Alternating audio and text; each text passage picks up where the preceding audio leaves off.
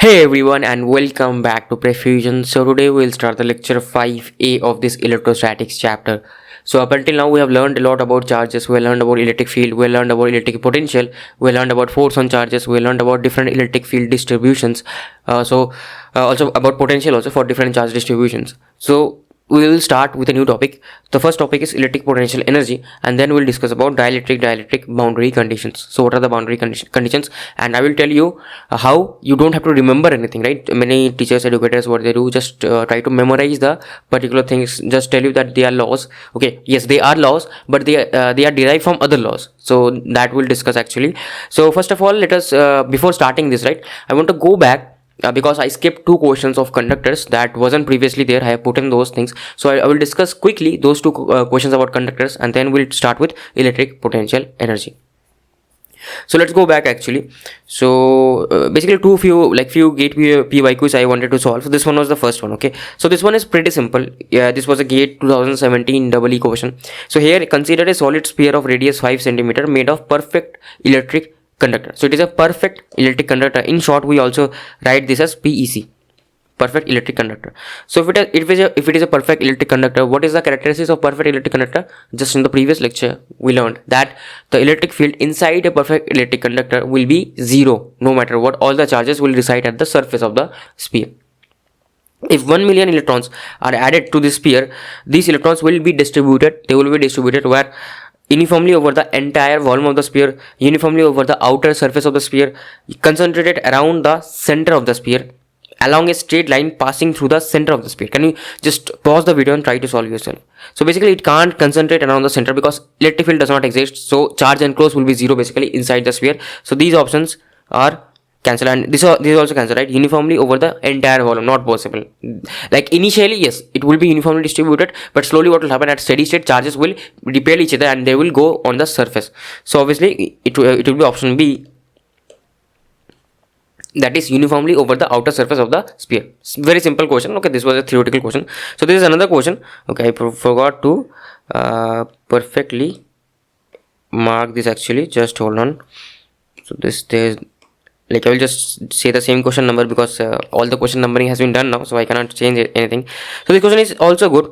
They have set a thin soap bubble of radius r. Okay, so you have been given a thin soap bubble of radius r, as you can see here, is equals to 1 centimeter, thickness 3.3 micrometer. So thickness is very small compared to the radius, right? It is like almost 10 raised to power minus 6 times smaller.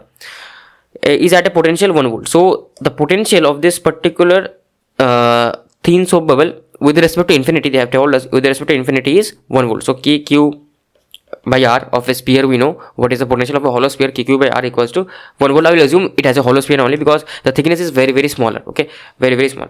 So this particular information they have given me. Next, the bubble bursts and becomes a single spherical drop of soap. Okay, so bubble burst certainly and it becomes a single spherical drop of soap. So this is a solid, this become a solid sphere now. And what are they telling? They are telling that assuming all soap is contained in the drop. What is the meaning of this sentence? Assuming all soap is contained in the graph. Basically, we know, right? Anything has like anything, any object has a inherent property of charge and mass. So if this whole soap has, like everything has been converted, sorry, not soap, if this whole soap bubble has been converted into soap drop, so whatever material, whatever content there was, everything will be converted to here. So if I had a charge q here, this also will have a charge q, right? So because charge is an inherent property, it cannot go away suddenly. So if it has told me that all the soap has been converted into drop, so obviously all the charge will also be present here inside this small soap with radius small r. Okay, now the volume of the thin bubble is 4 pi r square a. Okay, and the volume of the drop is 4 by 3 pi r cube. The potential in volts of resulting single spherical drop with respect to the same reference point at infinity. So now they are asking me what will be the potential of this spherical conductor with respect to infinity. Now you might say, sir, it will be same only, right? Everything has been contained, so potential will also be same. So I will say V final will be simply 1 volts, and here you will be wrong. It will not be the case because the configuration of the charges has changed, right? What is happening here is that the charge distribution, right? Charge distribution has changed. How? Previously, if I observe, like every charge was like at the outer surface, and it was well distributed. Now huge amount of charges, same amount of charges are concentrated here, right? So they have given me the volume. Without even they given me the volume of this soap bubble, I would have been able to compute the volume, right? How would I have been able to compute the volume? Simple thing, right? What is the simple thing? It is a hollow sphere with thickness this A, right? So this sphere, right, actually I will just show you. If it is a hollow sphere, I can convert this into a simple,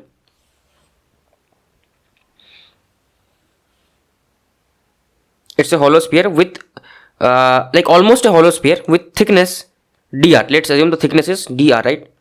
Dr thickness. And what can I say?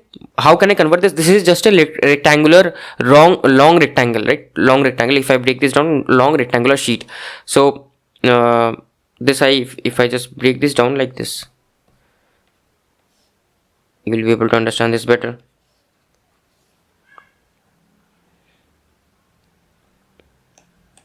Okay, so this will be dr, and this length will be what?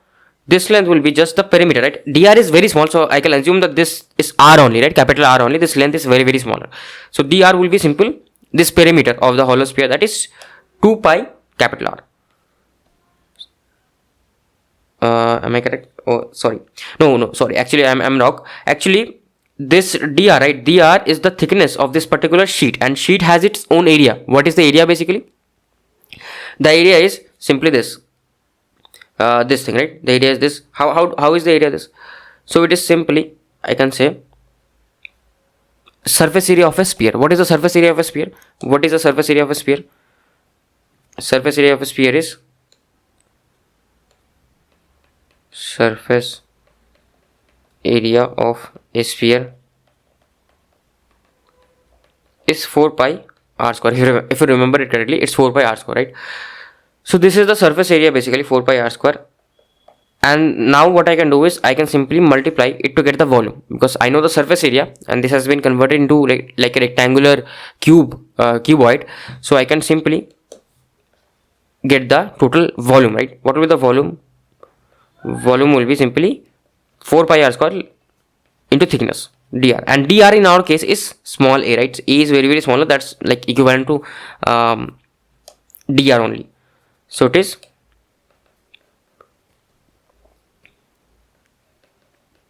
4 pi r square into a. Okay, so this is the volume basically, and they have told me whatever content there was inside this has been converted into the soap. Okay, so the volume that was covered by all these particular elements, right, on the outer periphery has been converted into a thin solid sphere. So this volume and this volume must be equal with each other. Okay, so this is the volume of the bubble. Okay, that should be equals to volume of the small sphere, because whatever content there was, all of it has been converted into a small sphere. So it will be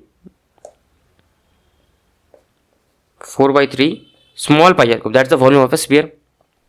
So from here I can actually get a good relationship that my capital R square by R cube is equals to 4 pi gets cancelled. A gets on that hand side.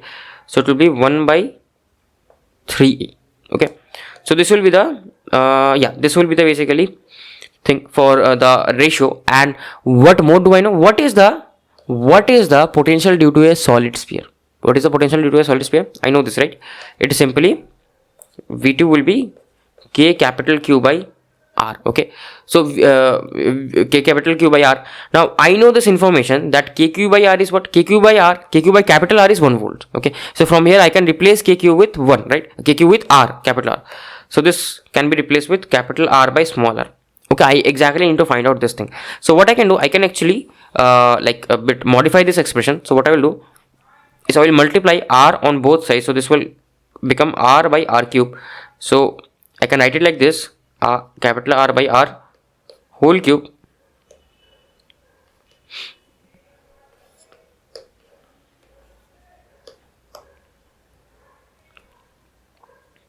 equals to 1 by R by 3a. Okay, capital R by 3a.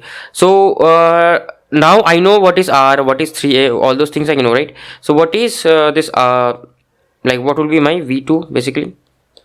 It will be capital R by 3A, and I know what is capital R. What is and obviously I have to take the under root as well. Don't forget, I have to take the under root, not under root, like whole power raised to whole raised to power 1 by 3. So this will become actually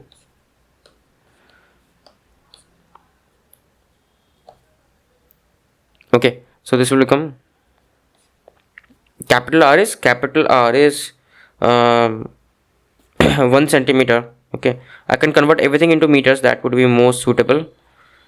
And this is 3.3 into 10 raised to the power minus 6, right? Micrometers. Yeah, minus 6 micrometers whole raised to power 1 by 3. So I will just quickly compute this in the gate calculator. Just 1 second.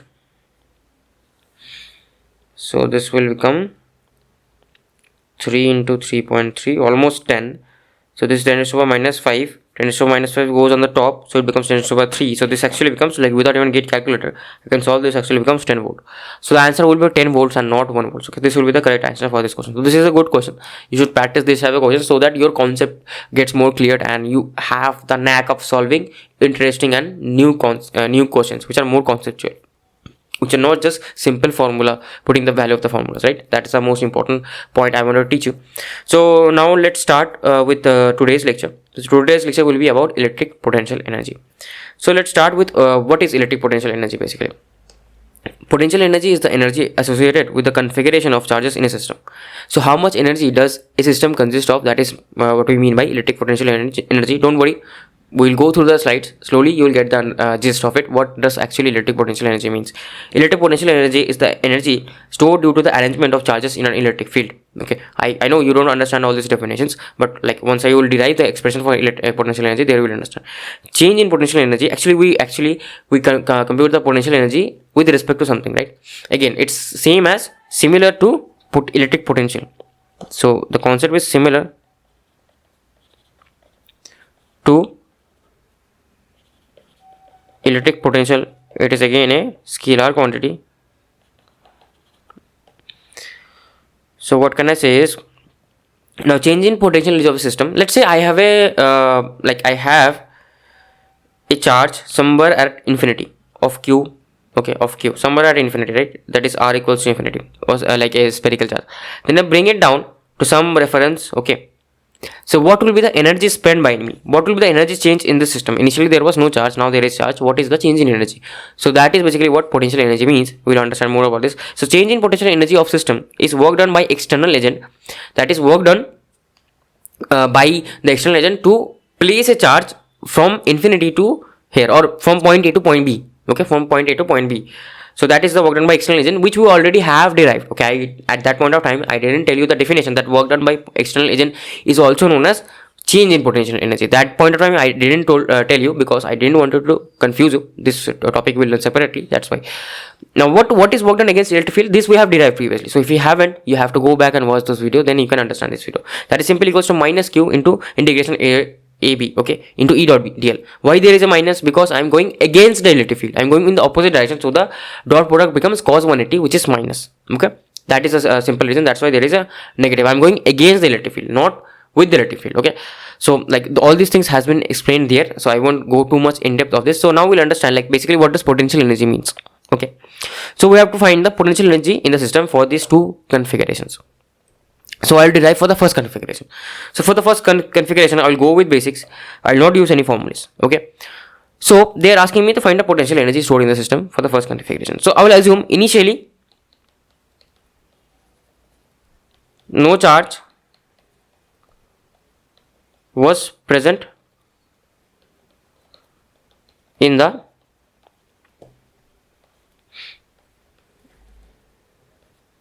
system. Okay, so initially there was no charge present in the system. So what can I say is that let's say this is my system, right? This is my system, separate system, and I have a charge at infinity. Now from infinity, like this distance is infinity. This is infinity. Now from infinity, I actually move this charge to this system okay, Q, to the system S, let's say system S. Okay,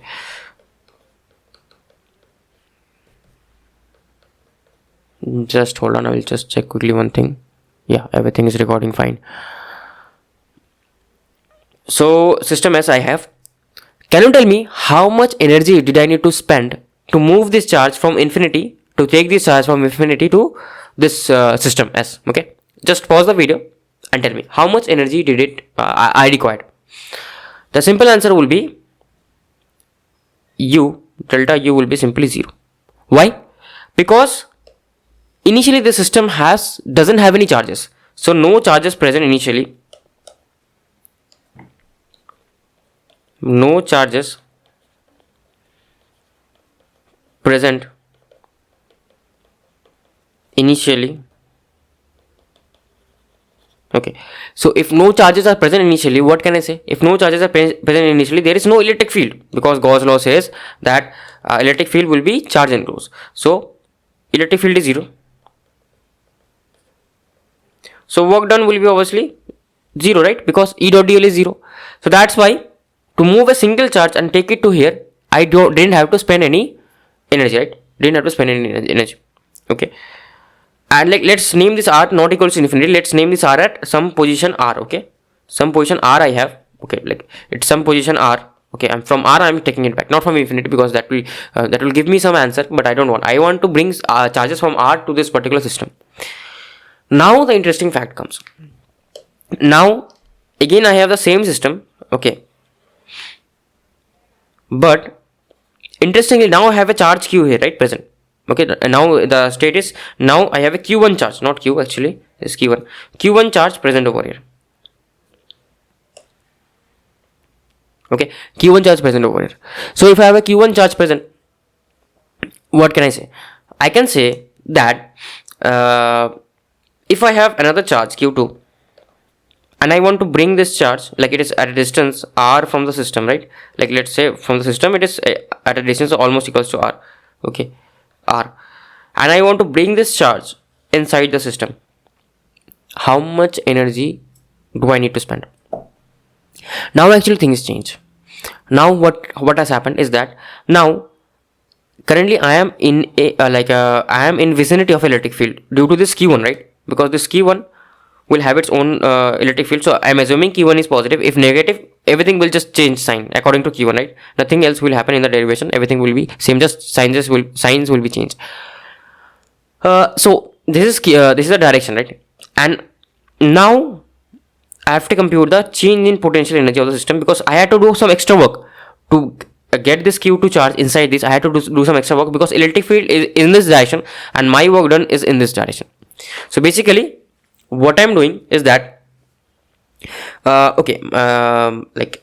something I did wrong. This is at R, sorry, this system is at R distance from the reference, and this is infinity. This Q1 charge is at infinity. So from infinity I'm bringing it to R. Okay, now what will be my delta U? It will be simply minus Q E dot dl, right? So minus Q2 E dot dl. What is electric field due to a point charge? It is radially outward, and kq by r square, or I can directly say q1 by 4 pi epsilon r square, right? AR cap, and minus sign I have already allotted outside, so I won't allot minus sign again. Okay, now this is what, like dl is what? DL is dr AR cap, correct? So AR cap will get cancelled, and I will go from infinity to some r, some distance r that this reference is like this system is present, okay, from the origin. So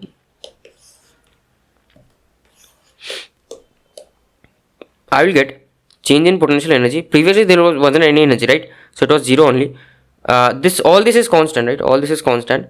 This is r square, so it will actually become q1 q2 by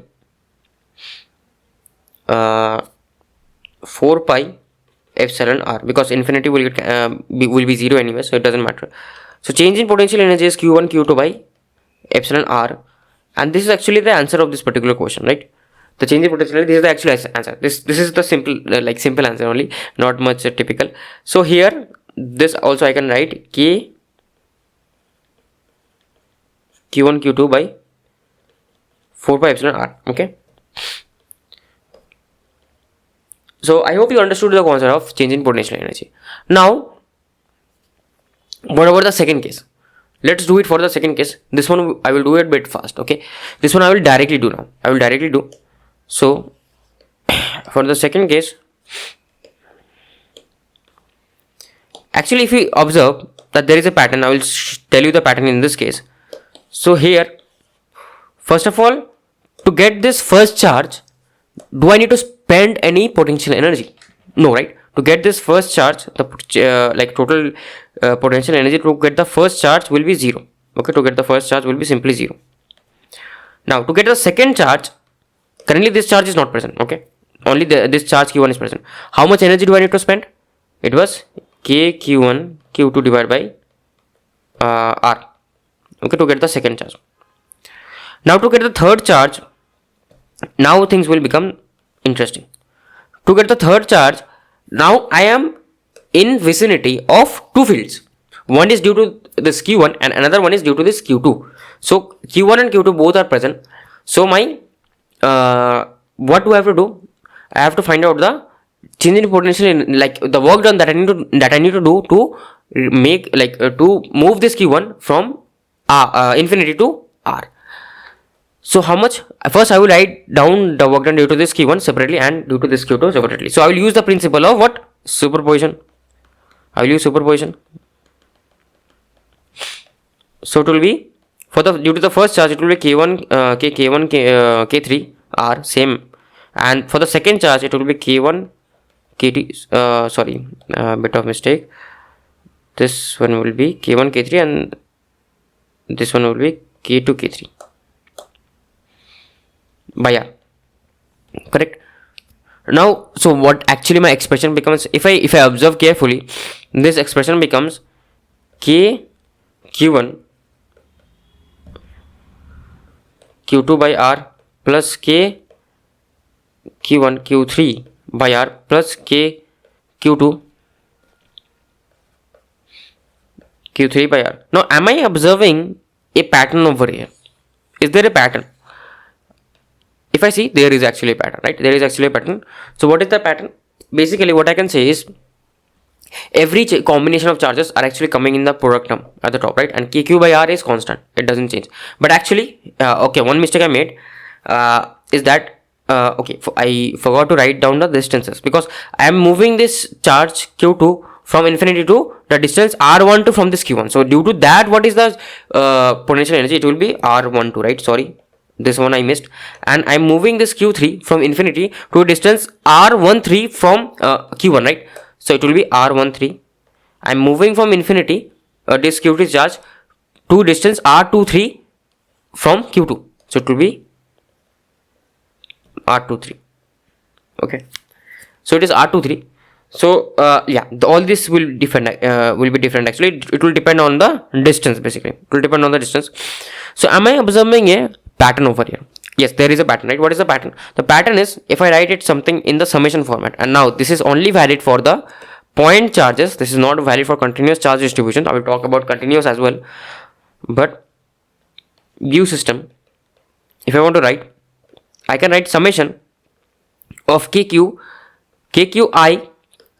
by rij, because it's basically the distance between the 2 point charges, right? And it's kqij rij, right? I'm going from I equals to 1 and j equals to 1 to I comma j equals to n. Correct.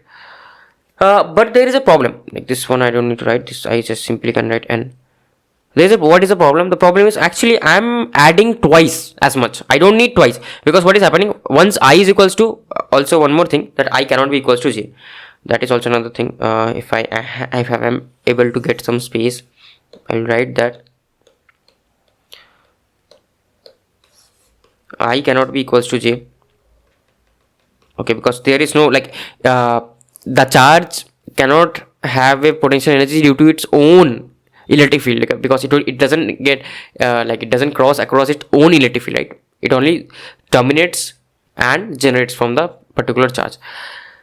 So what is happening for I equals to 1 and 2, I am getting q1 to q1 q2 by r12, right? Now for I equals to 2 and j equals to 1, it is q2 q1 by r21, which is same. R21 and r12 are same, right? The distance between q1 and q2. So I'm actually adding up twice the things. I don't need twice, I just need once. So what I will do, I will just add a half at the in front, okay, so that it halves the things, because what is happening is that rij will be equals to rji. Like, this is basic property, right? The distance between two charges, it will be same. Okay, it can't change. So like here I've written the formula. So this is only valid for a point charge. Okay, system of point charges.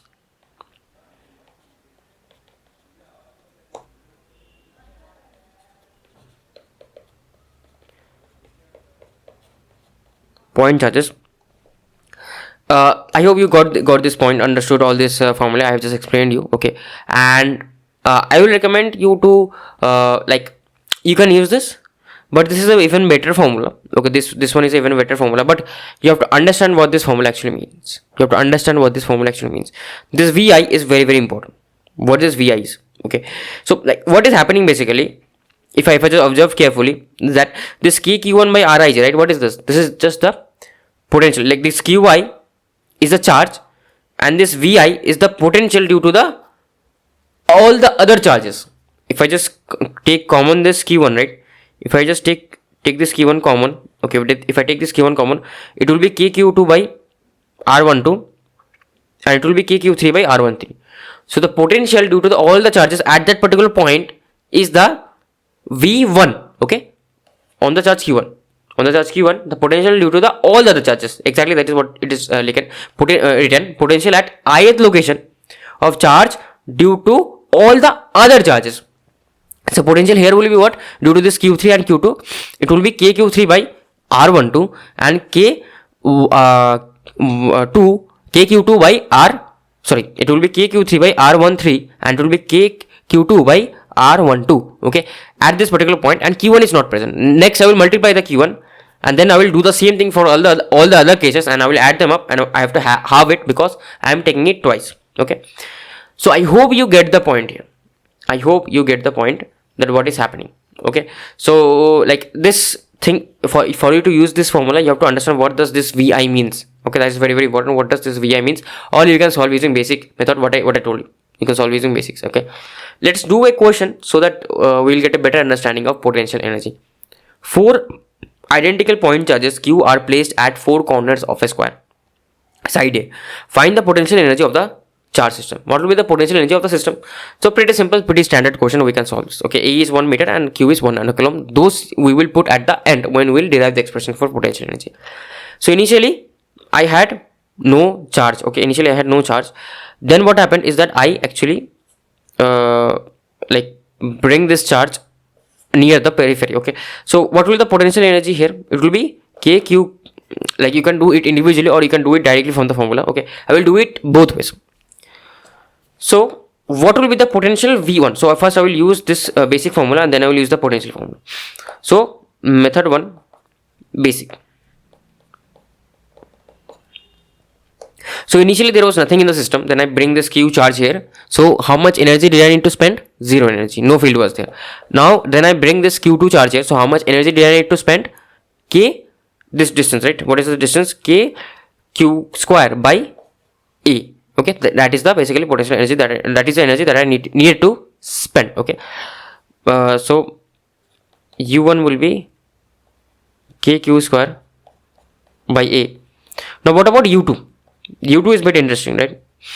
Now I have two charges in like the system, and not u2 actually. This is the u2 case and this is the u3 case, third charge. So I have two charges already present in the system and I am bringing in a third charge. So what will be the potential energy change? Again, due to this particular q2, it will be kq square by A again, and due to this, right, it will be diagonal. What is it? It is kq square by under root 2A. Okay, the diagonal length is under root 2A. So it will be kq square by A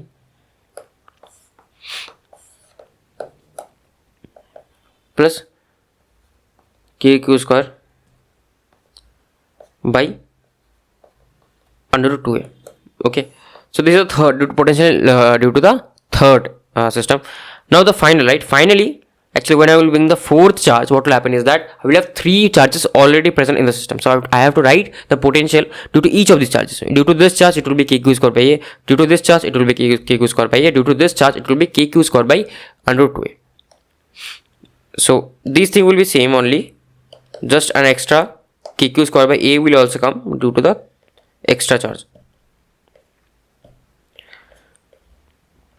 Now I have to add all of this up because u1 was initially u1 was 0.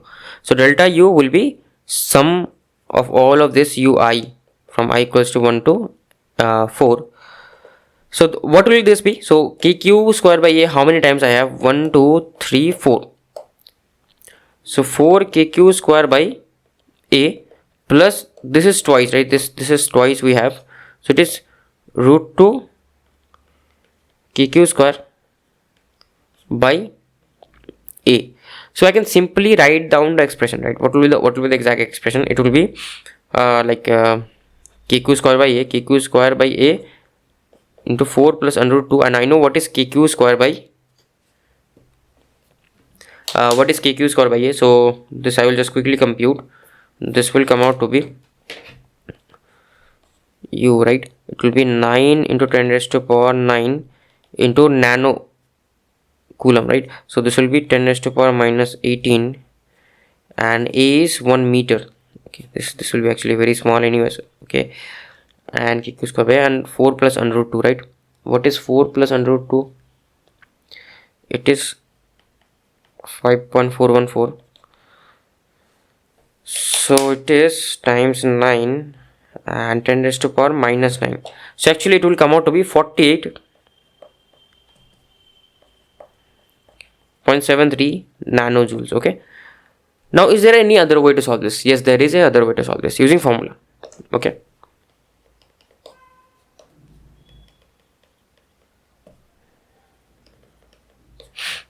how to solve this using formula? So here I will write down, I will just copy this particular figure. Okay, and what I can say is that what will be the, like I know the formula. What is the formula? Formula is summation, like half into summation I equals to 1 to n qi vi, and I have to understand what this vi means. So if I am at this point for this charge, what is the potential due to all the other charges? So my v1 will be what? kq by a, and this is kq by under root 2a, and q is this actually, not this q. Okay, although they are same here, but you have to understand the significance that whatever I am talking about in the potential, right? Potential is due to all the other charges, not due to the itself. I will just multiply the term here at the end. So it will come out to be v1 will be kq by a into 3 plus there is one extra, that is kq by under root 2a. Okay, so what I can say is that this is actually a symmetrical case. For this also it will be same, kq by under root 2a, kq by a, kq by a. For this also it will be same, for this also it will be same. So basically what I can say is that my u will be half into 4 times kq by a 3 plus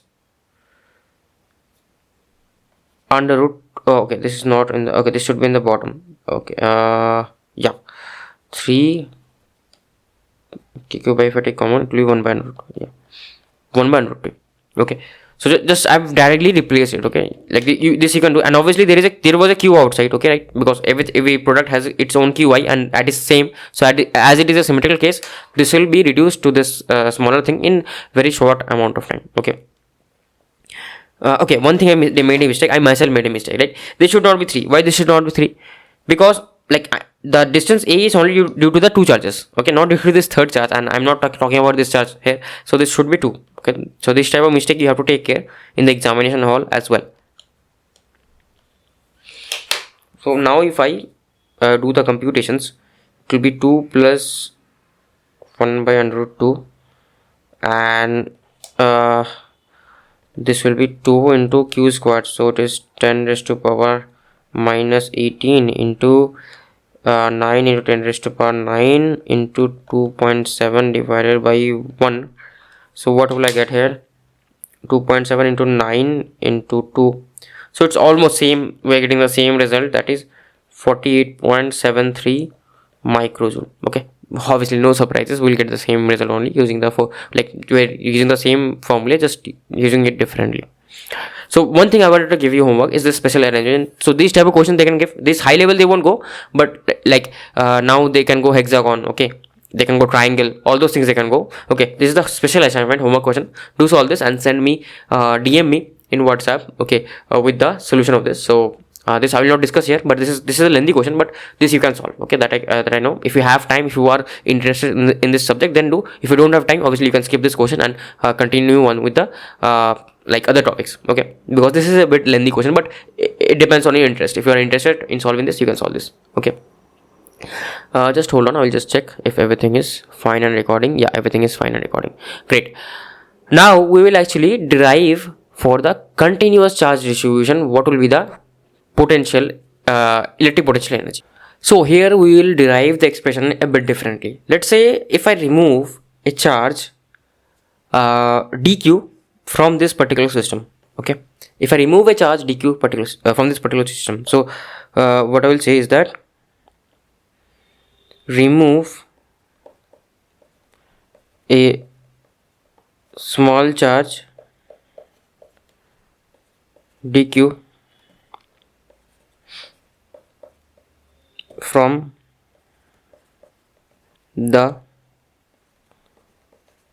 system. Okay, so if I remove, now what will be the change in potential energy? So I will assume that the potential due to this whole system, right, was V. Okay, the potential due to this whole system was V, and if I just remove a particular charge dq, how much will be the change in potential energy? The change in potential energy will be simply this, right? Small du will be simply V dq into V, if you remember, because energy unit was work done divided by charge was equals to potential, electric potential. So if I just multiply this small charge with respect to the potential, I will get back my potential energy, change in potential energy.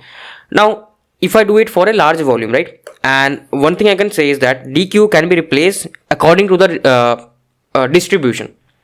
So if it is a volume distribution, I can replace it with rho v dv. This is small volume, right? Rho v dv, small volume. I hope you are understanding.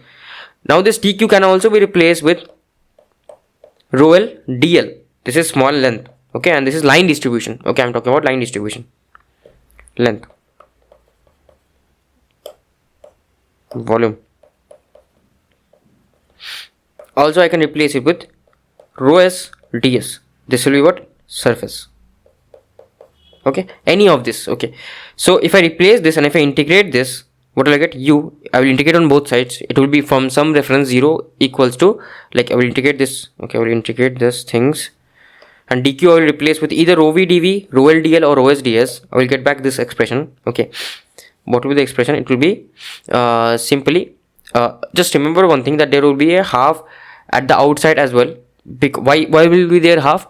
Because if you remember here, like what we're doing, we're just simply trying to replicate this, right? Whenever there is a continuous term comes, we just replace summation to integration. So initially there wasn't any charge. Okay, initially there wasn't any charge.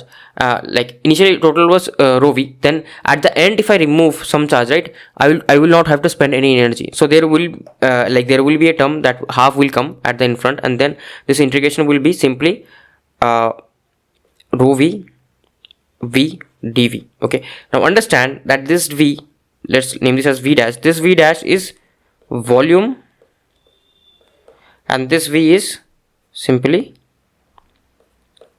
voltage. Okay, electric potential.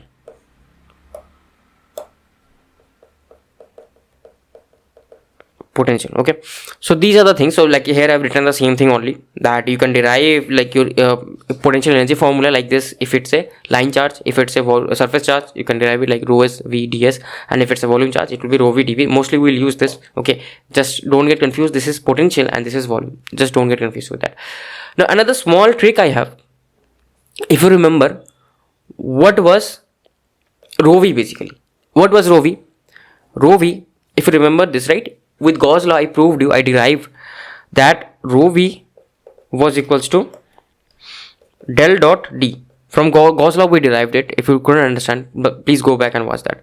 So if I replace this del dot v here, okay, what will I get? So I will actually do a bit of modifications right now. What modifications I will do?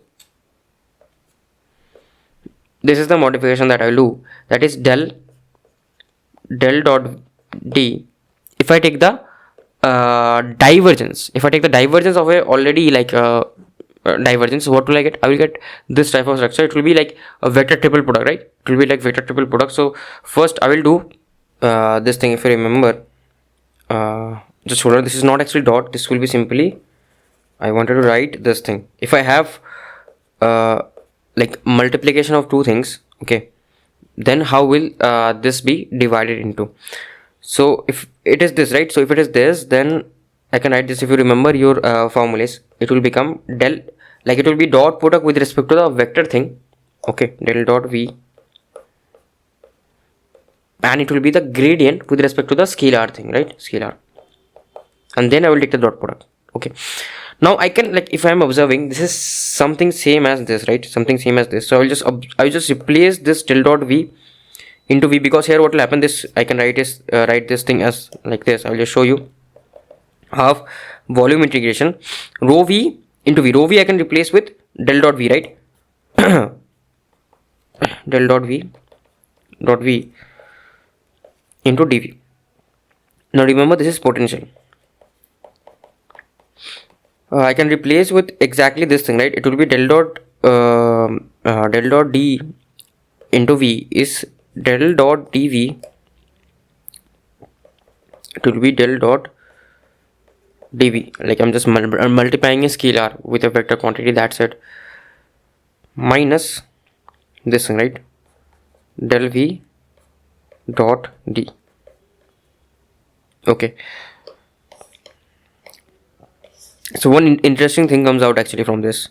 Half triple integration dv. Okay, remember this is volume. Okay, remember this is volume. So here what happens is that this thing actually is what, this thing, right? Minus del v is what? This is potential. This whole thing, this negative whole thing is electric field. Sorry, not potential, electric field. Okay, and this thing will actually be simply 0. You can try it out. Okay, as electric field is a e-rotational vector, so if I take the dot product of del d dot v, right, this will always come out to be 0. Okay, how it will come out to be 0? So what I can say is so I can break this down now. I can simply break it down. So this thing, right, this thing will be converted into this. I can break it down, like, now this is like a divergence thing, right? Divergence, if you remember the divergence, del v dv, and this is simply plus integration of half is also there, e dot d dv, okay, over whole volume. Now this is like a Gauss's divergence theorem. This is a result of Gauss divergence theorem. If I go back, if I come back, right, if I go back to this from where I came from, it will be closed surface integration, okay, of, no, del will not be there, dv ds. And what do you know? The closed surface integration of electric field, right, it's just proportional to electric field near the region infinity will simply be 0. So this thing, whole thing will be simply 0, and this will come out to be plus, this is there only, right, this is there, e integration e dot d dv. Okay, like if you couldn't understand the derivation, that's also fine, because not that important, the derivation is not that important, because this point I also, like, I was trying to understand how is this 0. I was trying to find out the reference, but I couldn't find out. But this will be 0 at infinity. If you assume it as infinity surface, at the infinity surface there will not be any electric field. Okay, that's why this will be 0, and this will come out to be e dot d. Now this formula I can write it directly here. So my electric potential energy is also the dot product of the electric flux density and the electric field intensity. And if I just like change this d to epsilon into e, so e dot e will be magnitude of e whole square. I know if you take the dot product of two same things, you will get the magnitude of that whole square, and obviously epsilon will be present. And if I just replace this e vector to d vector, it will be just the opposite. Epsilon will be in the bottom. Okay, so that this is a bit important formula. This you can remember. Okay, this you can remember, and it's not that difficult to remember. Now, if I want to talk about energy density, that is energy per unit volume, then what will be the case? So basically this, right, this is with respect to some volume. If I just divide by dV on both sides, I will get my small u. Small u will just be nothing but energy density. It will be energy per unit volume. Okay, so it will be equals to half d dot e, just v has gone. Okay, v is gone, and the units of this is joule per meter cube. You can replace it with electric field or electric flux density as well. So now we'll do a few questions, and then this topic will be wrapped up. So the energy density in the electric field generated by a point charge decreases with distance from the charge at what rate? Remember, I'm talking about energy density, not electric field. Pause the video and try it out by yourself. So here, what is the energy density of a point charge? What is the formula of energy density? It is magnitude of epsilon into magnitude of e whole square, right? So what is the e whole square? Like, as it is, what I know, as my u is directly proportional to the magnitude of e whole square, and what I know about magnitude of e, it is inversely proportional to r square, right? It is kq by r square, if you remember the electric field due to point charge. So if I take the square again, my energy my energy density or my electric potential energy per unit volume will vary r square whole square. So it will come out to be u directly proportional to r raised to power 4. Okay, so your answer will be simply D. Many students will make a mistake here. They will put this r square, but that is not the case. This is for the electric field intensity, not energy density. So this is a good question. This also you can try. Okay, so in this question what we have to do is we have to find the energy required to assemble a uniform sphere of charge of radius a and volume charge density rho v from infinity. From some reference, I have to assemble all the small charges, okay, from infinity with a sphere which has a uniform charge density of rho v. Okay, so how will I do it actually? So these are all small charges that I am placing. So there are two methods to do it. I will do it method 1. What is the method 1? Method 1 is basically, if I bring slowly the charges from infinity to this point with concentric spheres. So slowly bring, why am I bringing concentric spheres? It's easier for me to compute the electric field due to that, right? I have an expression for concentric spheres, that is hollow spheres, very small length. Slowly bring hollow spheres like concentric hollow sphere, right? Slowly bring concentric hollow spheres of thickness dr from r equals to infinity to r equals to r. Like I will talk about what is r. Like the radius of the concentric spheres will increase basically. Okay, so yeah, that is one thing. R equals to some distance r I will bring from r equals to infinity to r equals to 0. Actually there, that will be r equals to 0 only. No, I will bring it r equals to r only. But one interesting point you have to note, the radius of the spheres also will change. Okay, what will be the radius of the spheres? So the radius of the spheres,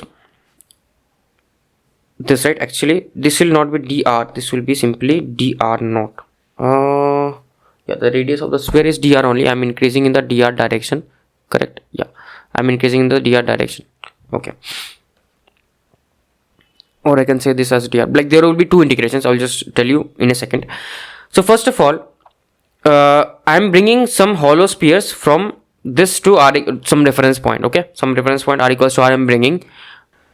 So what will be my small change in potential, du? What will be du? Du will be minus dq. Okay, and I'm bringing the hollow concentric sphere from infinity, r equals to infinity, to r equals to r into E. Like, have I written the expression here? No. E dot dl. Okay. So important point to note here is this electric, like this small hollow sphere is here. Okay. And I am actually making a big hollow sphere of radius capital R. This is in the R direction, and whose like radius is changing in R naught. Okay, radius is changing as R naught.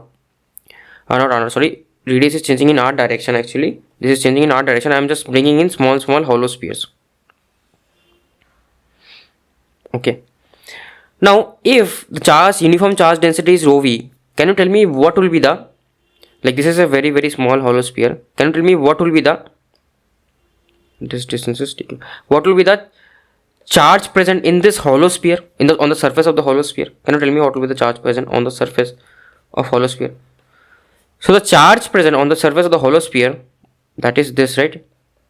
QO will be simply rho v into the volume, right? Rho v into the volume. What is rho v into volume? That is rho v into 4 by 3 pi r naught whole cube, because that is the radius of this particular sphere. Okay, small hollow sphere, that is 4 by 3 r naught whole cube. Okay, and another thing is that I'm going in the dr direction. So what will be the electric field at a point r? What will be the electric field at a point r, right, due to this hollow sphere? The electric field experienced by this, it will be simply q naught upon 4 pi epsilon r square, correct? So q naught is how much? Rho v 4 by 3 pi r naught whole cube divided by 4 pi epsilon r square. So this thing is correct, right? And can you tell me what is the incremental change in charge? What is the incremental change in charge actually? Okay, because this electric field 4 by 3 pi r naught cube, this will always be present, and no matter what, this will be always be present, because this is some like constant thing. So I will just do this thing. What will be the incremental charge present over here? dq will be simply again the same concept, right? I will just break this down into a thin sheet of length. This thickness is dr, and area is 4 pi r square. That is a simple area, right? So the dq will be simply again rho v into this small volume, that will be equals to rho v into 4 pi r square. Okay, this is AR cap actually. This is AR cap. Now if I break this down here, right, if I break this down here, this is minus dq will still be present here. Du equals to integration rho v 4 pi will get cancelled. Rho v r naught cube will actually be constant for this, because this is, I'm talking about a constant radius actually here, right? This radius of the sphere is r naught. I will assume it as r naught. I will assume it as v naught. Okay, r naught cube divided by, what is this? 4 pi gets cancelled. 3 r square into dr. R is going from infinity to r. Okay, then I will change the r naught. Okay, then I will change the r naught actually. So my du, this is actually good question. Du, like this 4 rho v r naught cube by 3, all these are constant, so this will actually come out here rho v by 3 r naught cube, and my dr is going from what, like 1 by r square from infinity to r, so it will be only 1 by r only.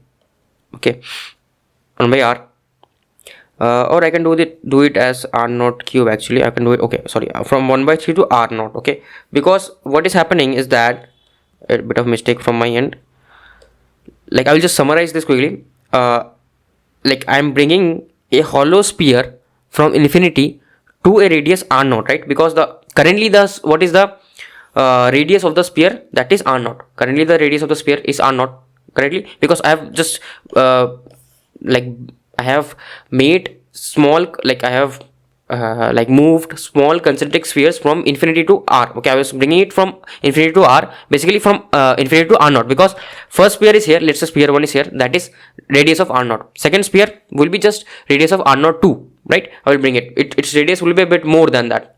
Third sphere will be radius of r naught 3, because it will lie on top of that. Okay, it's a concentric sphere. So what is the potential that this will experience? This will experience the potential according to whatever I had previously, that is this thing, right?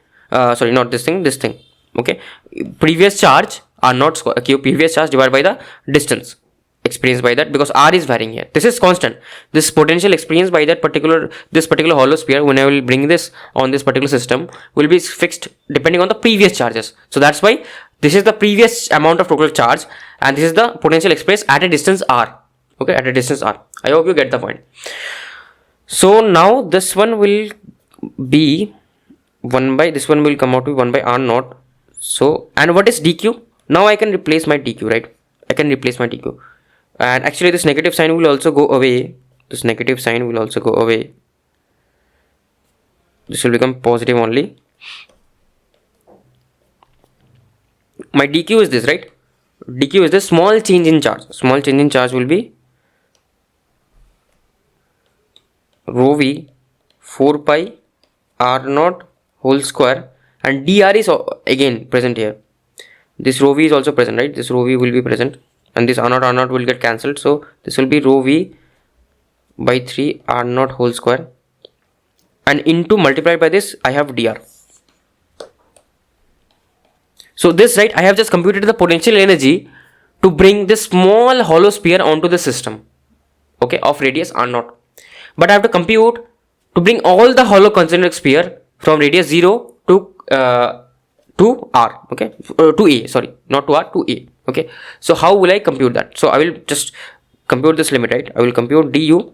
Initially I had no energy because system had nothing. 0 to u final equals to, I'll move my r from r equals to 0 to r naught equals to 0 to r naught equals to a. So this is d r naught actually. This is d r naught, because this will not be simply this. dq will be d r naught. I forgot to multiply. This is area times the thickness. This will be d r naught. This will not be dr, because I think you're getting confused. So I'll just explain it once more. Don't worry about that. So this is a very good question, and this type of difficult question can come one day, but not this level. Okay, some smaller version of this will come. If you understand this, then you will be able to solve that smaller version question. So this question, this here, right, this becomes rho v square, and this becomes r naught raised to power 4, and 4 pi by 3 will be present. 4 pi by 3 will be present, d r naught. So this will be r naught raised to power 5 divided by 5. So this will come out to be 4 pi by 15 rho v whole square, r naught raised to power 5. So this will come out to be e raised to power 5, and this will be a energy answer in joules. Okay, so I will just explain you once more what we actually did, so that you will understand this question. So what did the question ask us to do? So the question asked us is find the energy required to assemble a uniform sphere of charge uniform sphere of charge. So it has a uniform sphere of charge of radius a and volume charge density rho v. It has a uniform sphere of charge of radius a and volume charge density rho v. Then how much potential energy will change? So initially I had nothing. So what I will do is basically I will bring small spheres, right? I will bring small spheres. These have a question, right? If you try to do it with formula, you can do it with formula, but it will be a bit tedious. It will be a bit lengthy. Okay, so what you have to do is bring small spheres. So in first sphere, what I will bring is sphere with almost zero radius. Okay, almost zero radius. How much potential energy did I need to spend? Nothing. Next sphere I will bring just radius a bit more than that. So it will have r naught 1 radius. I will bring it. So the potential experienced by that will be the previous electric field. Okay, whatever previous charge that I had bring with like some charge q naught divided by the 4 pi r square, and that q naught is what? Basically the radius r naught into the volume into the volume charge density. That will be the previous charge, and electric field experience will be q naught by 4 pi epsilon r square, and r square is any random distance r, because r is varying right now. I am bringing it, right? I am bringing another hollow sphere from here to here, so r is varying. That's why r will come in the integration. So I will compute this E dot dl From where to where are we moving? So R, first of all, R is varying from infinity to R naught actually. Not R equals to R is varying from infinity to R naught. I will bring from infinity to at a distance R naught from the origin. Okay, because that hollow sphere will have a radius of R naught. That part is done. So that is a small change in potential energy. So if I compute this thing, if I just compute this small change in potential energy, du comes out to be this particular expression. Du comes out to be this particular expression from infinity to R naught. Now I have got the small potential change in energy due to bringing a hollow concentric sphere in this system. So what will be the total potential energy if I bring all the hollow concentric spheres into the system whose radius is the radius will go from 0 to a. Hollow concentric spheres radius will go from 0 to a. So R naught, actually I will specify what is R naught. R naught is radius of hollow concentric spheres. And what is R actually?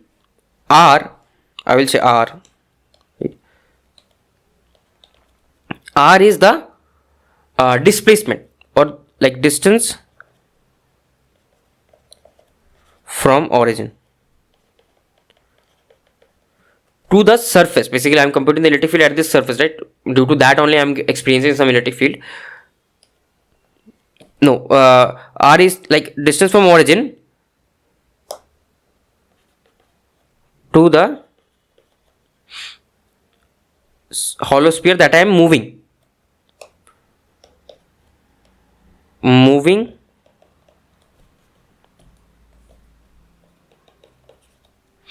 hollow sphere.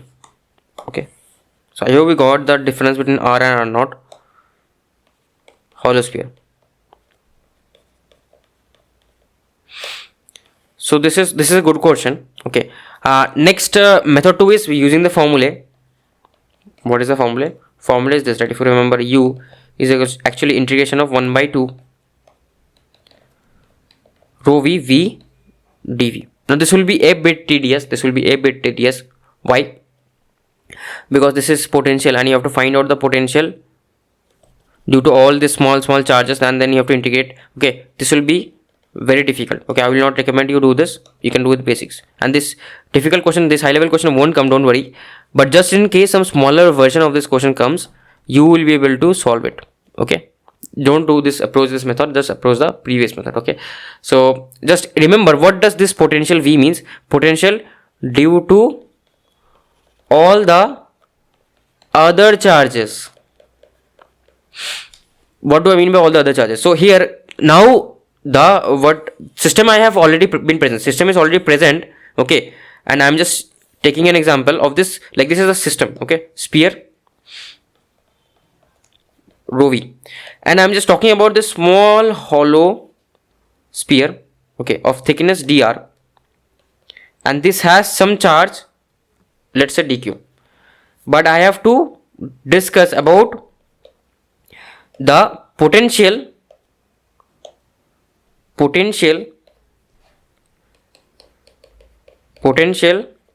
on this hollow sphere due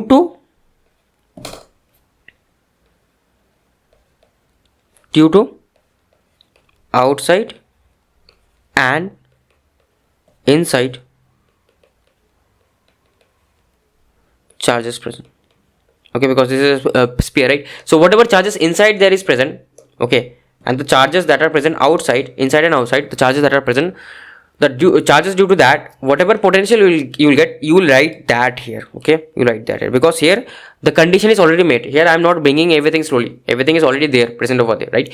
So it becomes a bit tedious, so I will recommend not to try this. So now we'll start with the dielectric boundary conditions. So like there are two types of boundary conditions. One is the boundary between two dielectrics. Another one is boundary between boundary between dielectric and conductor. There isn't any condition for boundary between two conductors. Like that is very simple. Okay, so what about dielectric boundary? So there is a statement, okay, which I will read out, and then I will prove it actually to you. Why is it true? at the boundary between two dielectric materials, the tangential component of the electric field, if I have a tangential component along this medium region 2, and this is a region 2, region 1 at the top, region 2 is at the bottom, the tangential component of the electric fields, okay, there are two components. One is the normal component, another one is the tangential. What do I mean by tangential? Tangential means tangential to the surface. So here tangential means tangential to the surface.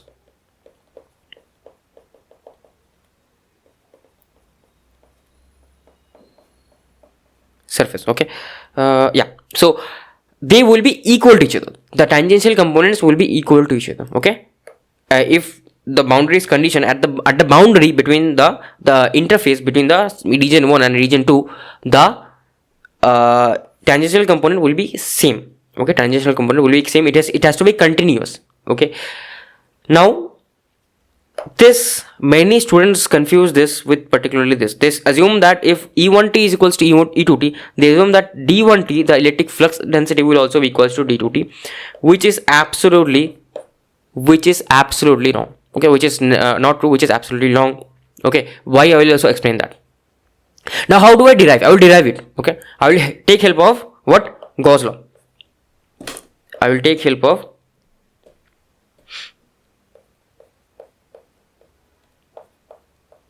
Gauss law. Okay, so if I observe, like I will just take that help. What is Gauss law? If I just observe this interface, right, I'm just like converted the 3D figure into 2D figure only. Okay, everything else will be same only, like it's like extending on behind and in front of me, this surface.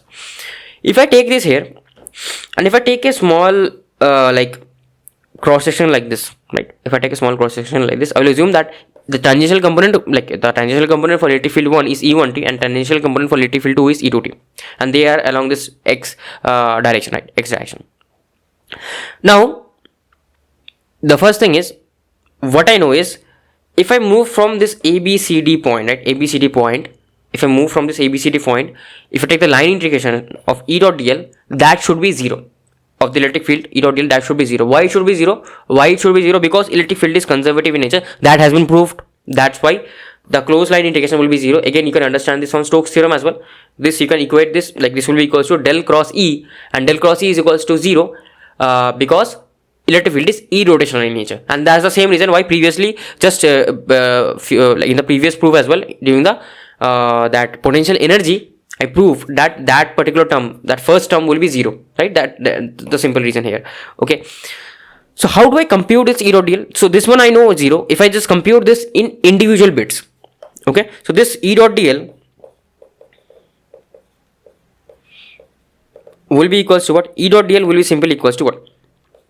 If I am along this path AB, okay. If I am along this path AB, I will move from A to B, and it will be E1t. Sorry, not E1t, E2t,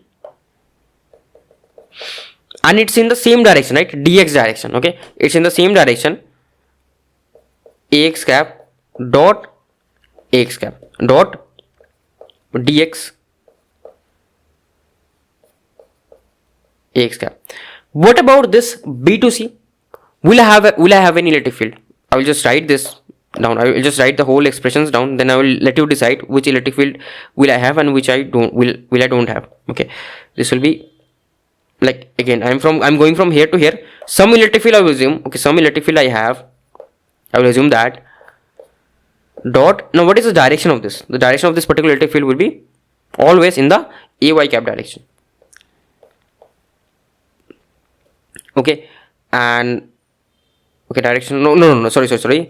The direction of my electric field is this tangential, right? I'm going from here to here. Okay, I'll just tell you one thing.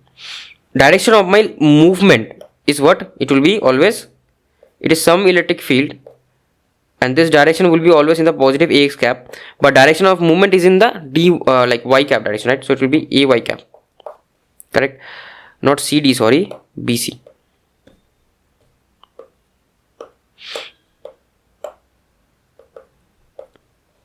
Okay, plus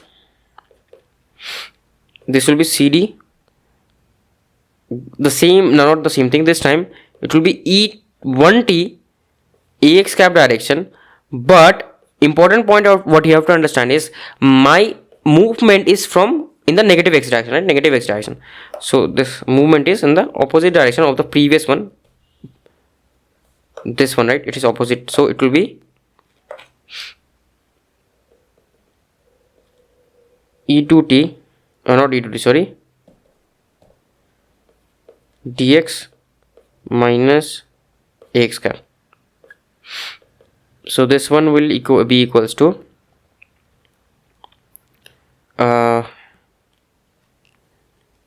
this one will be equals to, I will just okay, this, and obviously this again, right? This thing again going from D to C, right? I'll have to finish a closed path, not D to C, D to A, any electric field E, and its direction will always be in the AX direction, right? It will not change. Okay, dx again, this is dy, but direction is minus ay. Okay, direction is minus ay. So what important point do I want you to take away? I know all the answers obviously. If you observe carefully, that this and this will have zero effect. Why? Because the dot product is between x and y, and I know the angle is 90 and cos 90 is 0. So this and this will be automatically 0. So this will be 0 and this will also be 0. Okay, I will be only left with this. Okay, so just hold on. Where, okay, normal component I will solve later. Let's first derive this one only. So what will I get here is that basically this result I know, this is 0, right? This is 0. E dot dl close line indication is 0. So 0 equals to E2t, because this E2t I will assume it basically some variable. Okay, E2t, like I can assume it like this, integration of E2t from A to B, E2t in the dx direction, correct? Just hold on. And what about this? What about particular this? This will be minus C2d E1t in the dx direction. Other things are 0. Okay, so if other things are 0, what I can say, I can take this on the right hand side. So basically integration like this, right? This C2d and A to B are same thing. C2d, like C2d and A to B, the magnitudes are same only, right? Magnitudes are same. So actually finally what result I will get is E1t will be equals to E2t. Both these integrations are same, hence the inside components will also be same, as the path is also, like path distance is also same. So E1t will be equals to E2t. So from this I can say that I have proved my tangential boundary condition. Okay, so tangential components will be equal. So it's good to remember, but if you know the derivation, right, it helps you to remember the thing. Okay, so now we'll derive the normal component. I will again use no, sorry, this was actually not the Gauss's law. This was simply the like simple property, conservative field property of electric field for proving the tangential component. For normal component I will use Gauss law. So in normal component I will assume the electric field direction in the medium one is in this direction, En1, okay, and En2 is in this direction. Both are in this direction. This is my reference. This is my reference. If they are in opposite direction, I will attach a negative sign at the end. I will attach a negative sign at the end.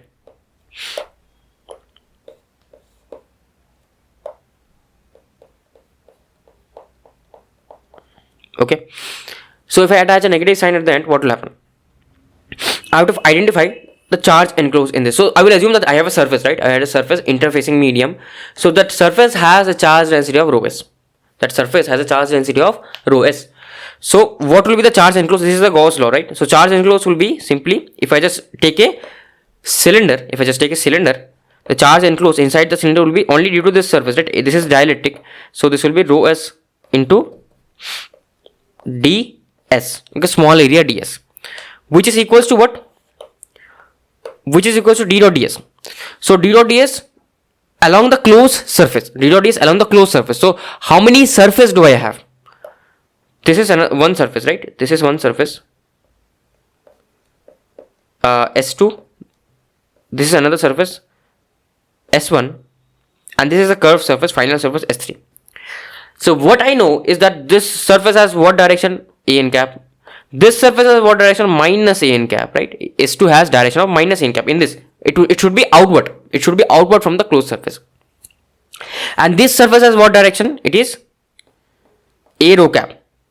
Now what I know is that A rho cap and the electric field, right, will always be perpendicular to each other. So electric field is perpendicular to A rho cap always, that is with respect to surface 3. So the electric field, the dot product due to that will be always 0. So d dot ds due to the surface 3, right, surface 3, because this d dot ds, I can break this down how. This d dot ds can be broken down into 3 bits. First one is d dot ds surface 1 plus the same thing surface 2 plus the same thing surface 3.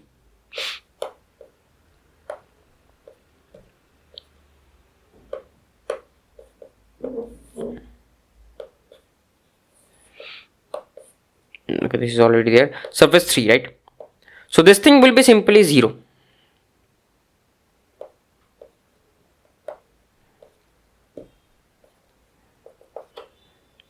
This thing will be simply 0. So if this is 0, only I am left with these two surfaces. So what is the dot product here? So although En1 is given, I will write this as Dn1 because Gauss law is with respect to electric flux density, not field intensity. So I will derive with electric flux density, and then I will obviously replace electric field intensity. So this one will be dn dot ds. So this will be dn1 dot an cap, right? So this will be plus only. dn1 dot an cap, and I will just write this everything in good expression into ds. Okay, s1. I can take it to the next page. Yeah, I can take it here.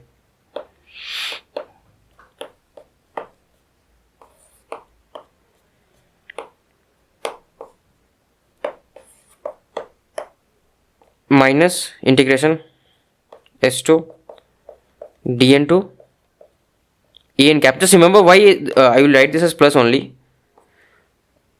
This is in the plus direction, but my surface vector is in the opposite direction now, correct? Surface vector is in the opposite direction, so it will become opposite. This is equals to 0, not 0, sorry, this is equals to rho s into small s ds. So what I can say is that, like, this one also I have to integrate, right? This one also I have to integrate because I have to compute the total charge in this whole ds surface, correct? So from this expression, what I can say is that if I just equate these things, the inside integration part, this has to also be equal. So my dn1 minus negative sign will come because here I have dot product with minus an dot dn2 equals to rho s. So that from here we get the normal component of boundary, that is a normal boundary condition. Okay, these two things should be equal. Just remember what was my initial dn1 direction. If you ever get confused, derive. I will just have a recommendation of it. If you ever get confused with direction, because you will, trust me, you will, with direction. What I am saying, I think you are not able to understand, but once you go to solve questions, there you will understand. Confused with direction, derive. Okay, so this is the point that I wanted to take away with. Now there is a special condition. If rho s is 0, right? If rho s is 0, if it is charge free condition, then these two will be simply equal. These two will be simply equal. Okay, so like what are the, like, how do I calculate these things? How do I calculate? Now I have told you the boundary conditions. Now how do I calculate these things? So I have a normal vector along the surface or interfacing media. Okay, along the interfacing media I have a normal vector. How do I compute the normal vector? I will talk about that. Okay, now I have two electric fields in medium 1 and in medium 2. Okay, you can write like the top one was medium 2 actually, so I will write it like that only, else you will get confused again. Or the bottom was medium, no, top was medium 1, right? Yeah, top was medium 1. So I'll write it like that only, so you will get confused. Okay, now I have a surface whose equation is like this, V equal to C. Okay, interfacing media equation is like this, V equal to C, and the surface has charge density rho s. Now how do I write the boundary conditions? How do I write the electric fields? Okay, how do I relate the electric fields? So first of all, your surface, I will write your surface phi equals to V minus C. I will just replace V with phi. And remember one more thing, whatever angle we measure, right? Angle, I'll just write this whole small point. Angle will always be measured with respect to normal of surface. So whatever angle I have, right, let's say this angle, this is in the direction of normal of the surface, right? This is in the direction of normal of the surface. So this angle will be, this angle I will measure, theta, okay? And they will be same only. This will be theta, this will be theta, this will be theta 2, this will be theta 2, and this will be theta 1 and theta 1. This will be handy later on. This will be handy later on, don't worry about it right now, okay? So now how do I write everything? How do I write everything? So can I write the normal vector to the surface? Just hold on, I will check if everything is recording or not. Yeah, everything is recording. The normal vector to the surface, a n cap, will be what? It will be grad of phi divided by the magnitude of grad of phi, okay? Grad of phi divided by the magnitude of grad of phi. This will be the normal vector. This we already know since childhood, okay? Now how can I write my electric field E1? Now I told you that electric field has two components. One is normal component, one is tangential component.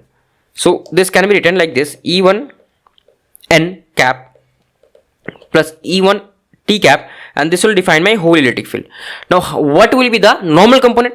The normal component will just be the component, if I take the dot product with the whole electric field E1, okay, if I take the dot product with the whole electric field of the surface, unit vector perpendicular to the surface, that will be a normal component. If I take this dot product with this, it will just give me this E1n component, right? Basically, because the magnitude of an is 1 and dot product theta is 0, so cos theta will be 0.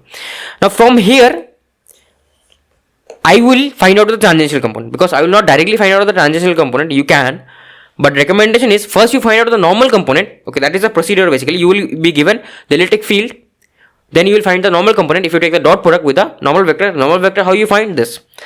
Okay, so you find the normal vector this, then you come back to this to find out the tangential component. You come back to this, then you equate the tangential component. So E1t will be equals to what? If I subtract this from this equation, right? If I just simply subtract E1 minus the normal component, I will get back my tangential component, correct? E1n, okay? So I will get back my tangential component.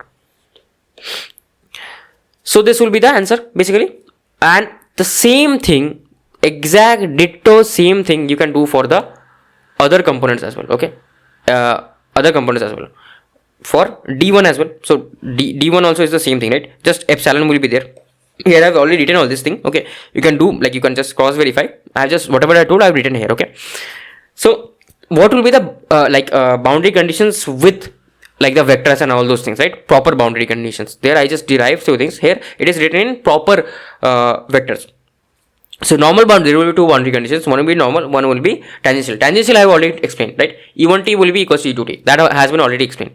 What about the normal? Normal D1 will be equals to D2 vector dot a n cap. This should be dot actually. This should be dot A12. Okay. You don't have to worry about this. Don't have to worry about this. Okay. No need to remember just how I derived. Just remember that. No need to remember. No need to remember, right? No need to remember. Now, like how I derived, just derive like that, and this formula will be automatically written on your notebook. Don't worry about this. Just one thing, if my boundary is charge free, there is no surface charge there, so it will be 0, this will be 0, so my basically normal components will also be equal, but normal flux density will be equal, not electric field intensity. So I have to convert this back into electric field intensity. That is, I have to divide this. What is D1n? It is simply, okay, have I written this something wrong here? D1n will be equals to D2t, and okay, this has been actually a bit of wrong by me. This should be epsilon 1 times this, right? This should not be divided by, this should be multiplication. Okay, sorry about this. Multiplication format, right? because I know my d1n is simply epsilon into E, correct?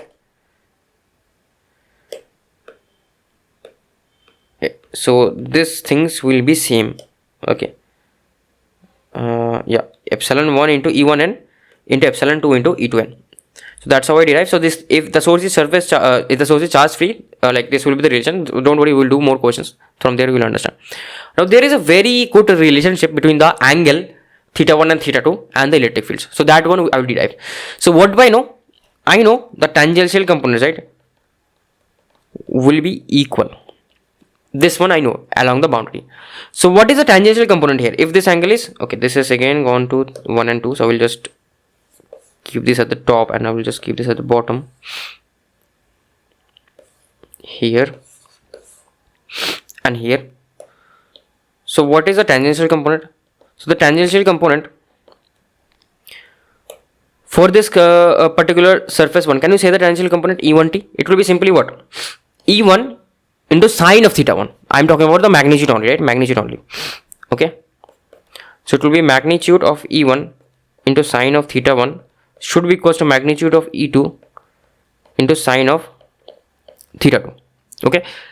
And if the source is, if the surface or the interfacing media, if the interfacing region if interfacing surface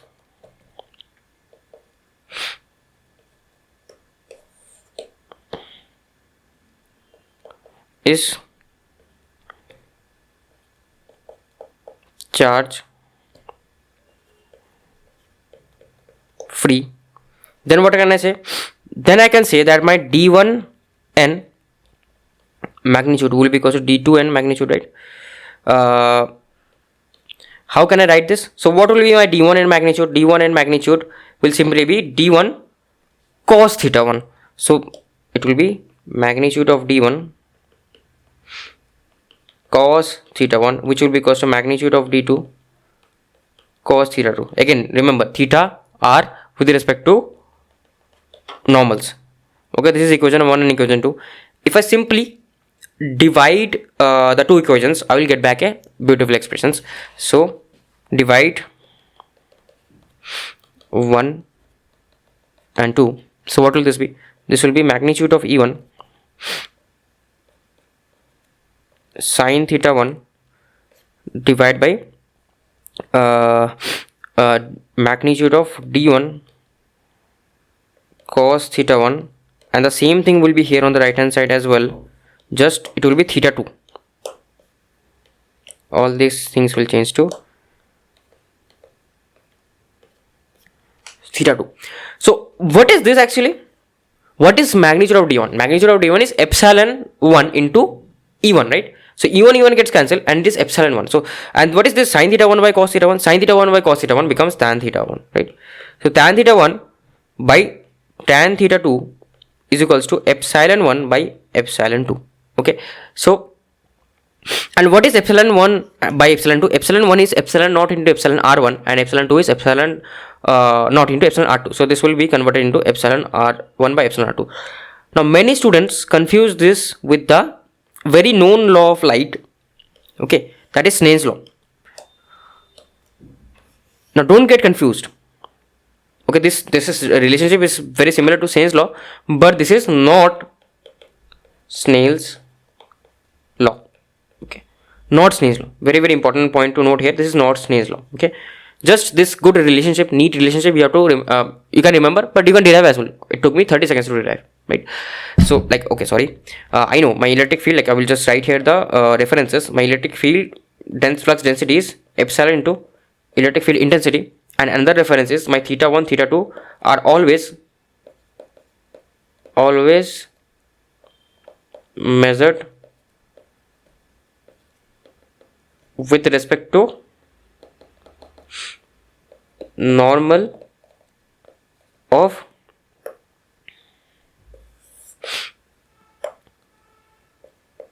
surface vector. Okay, with respect to normal of surface vector. So yeah, that is the case over here.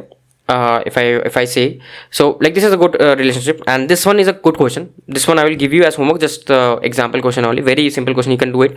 And in the next lecture we'll do many questions on these boundary conditions, and we'll learn about the other boundary condition, that is conductor duality condition. So next lecture will be filled with questions.